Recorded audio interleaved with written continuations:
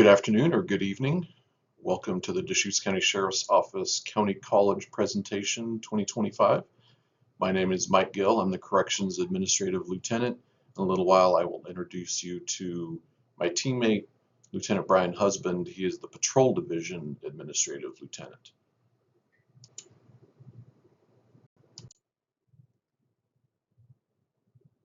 As I said on the last slide, I am Lieutenant Gill. I will introduce you to Bryan Husband here in a little bit. We'll discuss some general information about the Sheriff's Office, your Corrections Division, Patrol Division, the Detective Division, our Search and Rescue Unit, and we'll have some time to, in person, answer your questions. So your Sheriff's Office next fiscal year budget is $68.8 million. We have over 270 employees that work here. We're providing mandated services like the jail, the civil unit, court security, and search and rescue. There are two permanent taxing districts that fund your Sheriff's Office. District 1 is at $1.25 per thousand, and District 2 is at $1.55 per thousand. So I'll talk to you a little bit about the Corrections Division. Our division commander is Captain Michael Schultz. We have 4 jail teams, A, B, C, D. Each team works together with their supervisors and teammates for about 2 years, and then every 2 years we rotate teams, and so you get to mix it up a little bit. A team has 2 sergeants, and when we're fully staffed, 14 deputies on that team, and then the operational lieutenants also have supervision over those teams. Each team also has 2 nurses, a jail technician. A jail technician is a non-sworn person. They don't go to the academy, and they don't have direct contact with inmates. We have currently 2 behavioral health 2s, which are master's level clinicians. They help us with assessing inmates and caring for them when they're in crisis. And then we have 1 case manager for the behavioral health unit that helps with a lot of the paperwork and organization, and then also works on discharge planning. We always try to work on helping the inmates be better than when they came in, and if we can connect them with community resources prior to release, we make every effort possible to do that. Our nurses are managed by our medical director. She is a nurse practitioner, has had years of service in community before we brought her over to the Sheriff's Office. Also, part of our Corrections Division is our copy program coordinator. The copy program is children of, we provide mentors for children who have parents that are in jail or prison, otherwise justice involved. Also in the Corrections Division is our work center, and then we also work very closely with our maintenance team, and we have a contracted food service provider. So some facts about the jail in number format. So we have 362 beds. That is, if every bed was full, we could put 362 people in. That operationally, that would be very challenging to manage. Pre-COVID, our average daily population was about 300 to 330. Currently, over the last couple of years, we've been averaging between 200 to 220, and actually right now this year we're averaging about 198 daily population. We're averaging about 16 bookings a day, 16 releases a day, and the average length of stay is about 17 days. Some of the things we're focused on every day in our facility, just to maintain the safety and security, is we are managing folks often the worst day of their life when they come to jail, and they are often intoxicated, alcohol, heroin, opiates, polysubstance use, Alcohol detoxes are extremely challenging to manage. Behavioral health component is very real and also challenging. We recently ran some stats, and 92% of our population on a given day had a mental health, alcohol, or drug component to their stay with us. One of the other challenging things that we have to manage during the booking process and sometimes ongoing is just uncooperative inmates, and how do we manage them and encourage them to live by the administrative rules within the facility, just so they are safe, other inmates are safe, and staff are safe. Some of the things to think about in the day in a life of working in a jail. Our staff could work in our booking room, on the floor, as we call it, which is kind of north, south, or central housing areas, or they can work in our one of our control rooms, kind of master control, where they're talking on the radio and talking to inmates and pushing buttons to open doors. It's a high speed, kind of a 911 dispatch center, sometimes on steroids. Our food service provider, when let's say we have 200 inmates in custody, they're doing 200 meals 3 times a day. That's 600 meals that they're preparing, and then staff, the deputies, are distributing those throughout the facility, and then we're recovering those meal trays, getting them back to the kitchen, they're getting all washed, and then they're prepping for that next meal. The food service provider also provides meals for our juvenile facility. The juvenile facility does not fall underneath the sheriff's office, but we do provide meals for them. Some of the other things we're doing throughout the day is medication pass. About 3 medication distribution points per day. We're also providing inmates with programs like church, NA, AA, yoga.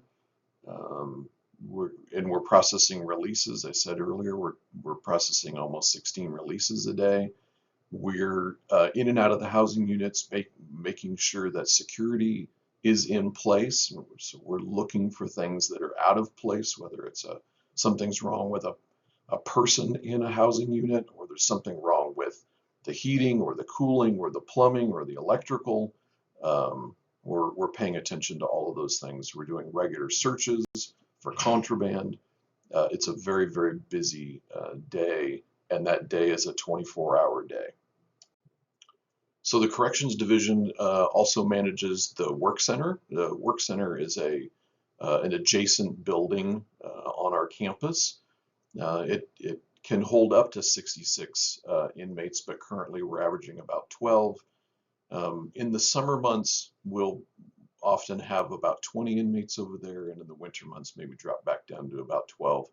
To be eligible to work over there, you have to be sentenced. You can't be an escape or assault risk, and it's a privilege to go over there and work. We have 1 sergeant that manages the work crews, and currently 2 deputies. They're averaging about 113 work crew hours per month, and they are out in the community cleaning up graffiti, doing fire fuel mitigation, debris removal. This one photo here is from Arnold Irrigation Flume. Very, very busy, good hard work, and inmate workers love going out there and actually kind of giving back to the community through their work. So the next slide, I will say goodbye for now. The next slide is going to be Lieutenant Bryan Husband, our administrative lieutenant from our patrol division, and he'll talk to you about all the life going on at the patrol side. Hello everyone, my name is Bryan Husband and I serve as an administrative lieutenant here at the Deschutes County Sheriff's Office. I'm going to be talking to you today about our patrol and detective divisions and the units within those divisions. Let's start with our patrol division, which is led by Captain Mike Sundberg. We have 4 patrol teams that each have 10 deputies and 2 sergeants when fully staffed. There are 2 patrol lieutenants who manage our 4 teams. I am the 3rd lieutenant and cover administrative patrol functions. Our patrol deputies work 4 12-hour shifts with 4 days off in between to provide 24/7 patrol coverage for our community. They patrol a large area which stretches north of Terrebonne to south of Lapine, east of Ben out to Brothers Hampton area, and west of Sisters just past Black Butte Ranch. We have a community action team which focuses on traffic enforcement in those areas prone to crashes, excessive speeds, or other traffic problems reported by community members. We contract with our public school districts to provide 3 school resource deputies who serve in public schools in the county areas of Lapine, Sun River, Sisters, Tumalo, Terrebonne, and rural Bend. As you can see by our calls for service numbers, they continue to rise. Each deputy must complete ongoing training each year to remain certified in the state of Oregon, which means our training unit remains incredibly busy. They also provide training to our community, such as concealed handgun classes, pretty tough classes, and take care, be aware. We have 3 animal control technicians who assist our patrol division with animal-related calls for service. They also care for animals temporarily housed at our sheriff's office rescue ranch. These animals are the victims of abuse, neglect, or abandonment cases. When their cases are adjudicated and they have been rehabilitated to a satisfactory level, we adopt them out to good homes free of charge. Our civil unit is a state-mandated function of our sheriff's office, and they process legal paperwork such as restraining orders, emergency risk protective orders, child pickup orders, evictions, foreclosures, small claims summons, and subpoenas. Once the order has been processed, deputies personally serve the paperwork to the involved party. Our records unit processes reports our deputies complete, ensuring they are sent to the district attorney's office if needed or applicable partnering agency. Deputies receive information at the beginning of their shifts from their supervisors as well as deputies who worked the previous shift for more focused patrols. When time permits during the shift, they will also receive ongoing training in case law, updates, policy, patrol tactics, etc. During the course of their patrol shift, deputies conduct traffic stops for observed violations, respond to calls for service, investigate crimes, complete in-person civil services, testify at court proceedings, and complete reports and such. At this time of the year especially, deputies are on high alert for fire activity where they would need to assist with evacuations. We have a very active patrol K-9 program. Deputy Natik Slater with K-9 Delta, Deputy Mike Mangan with K-9 Ronan, and Deputy Nathan Witherspoon with K-9 Vinny are spread throughout the week to assist patrol teams with suspect tracking and apprehension. They are also an incredible resource for article searches. We assist with patrol services throughout the year at special events such as the Sisters Rodeo, Lapine Frontier Days, Sisters Quilt Show, Farewell Country Music Festival, the County Fair, and Shop with a Cop. Our SWAT team trains twice per month and responds to high-risk search and/or arrest warrants and calls which include an active shooter, hostage rescue situation, overland tracking, and apprehension of armed subjects. Their team includes crisis negotiators, paramedics, and a team physician. SWAT has specialized equipment such as armored vehicles, miniature drones capable of flying inside structures, a robot, night vision, etc. The Gurkha armored vehicle, pictured in the lower right, is utilized by patrol deputies as well when responding to reports of shots being fired or calls when there is a known suspect with a firearm. Our SWAT team was called upon to respond to 25 incidents in 2024. Let's move on to our detective division, which is led by Under Sheriff Aaron Wells. We have 15 detectives when fully staffed, spread across our criminal, street crimes, Central Oregon Drug Enforcement, and digital forensics units. We also have 2 analysts tasked to assist whenever possible. These detectives are supervised by 3 sergeants and 1 lieutenant. Our Special Services Concealed Handgun License and Evidence units also fall under our Detective Division organizational chart. In 2024, our CHL unit processed 19,295 permits, a combination of renewals and new applicants. 113 permits were denied or revoked.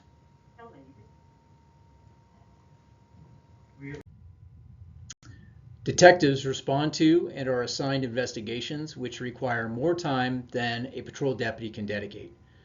Detectives investigate complex crimes such as homicides, suspicious deaths, officer-involved shootings, rape, child abuse, major assaults, high-dollar fraud or theft, and crimes associated with drug trafficking organizations. Detectives receive specialized training in interviewing and interrogation, crime scene processing, evidence collection, surveillance techniques, and subpoena and search warrant writing. There are currently 16 cold case investigations being managed by our detectives. Our digital forensics unit is a multi-agency effort. There are 4 DCSO detectives assigned, as well as 2 detectives from Bend PD, 1 detective from Redmond PD, and 1 deputy district attorney from our DA's office. There is 1 DCSO sergeant assigned to supervise the unit, along with overall supervision by the detective lieutenant and captain.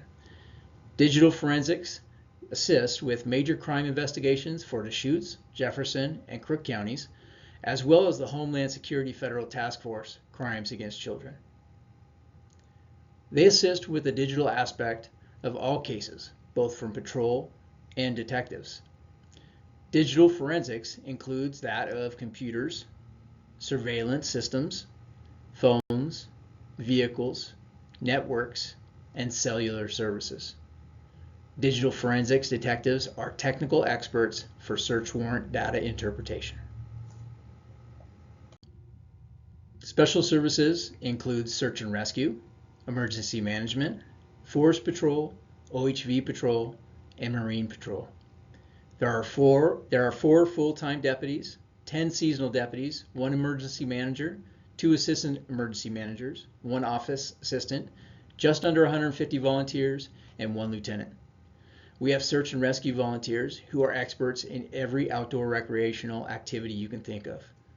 They are an incredibly diverse group, such as retired and active first responders, military veterans, doctors, nurses, computer engineers, professional athletes, and in general, outdoor enthusiasts who love to serve their community.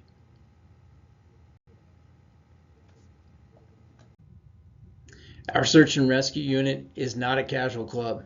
We joke that it's the busiest non-paying full job out there. We are one of the busiest search and rescue units in the state consistently, as attested by the numbers noted on this slide. Deschutes County Sheriff's Office Emergency Management is for all of Deschutes County, both incorporated cities and unincorporated county areas.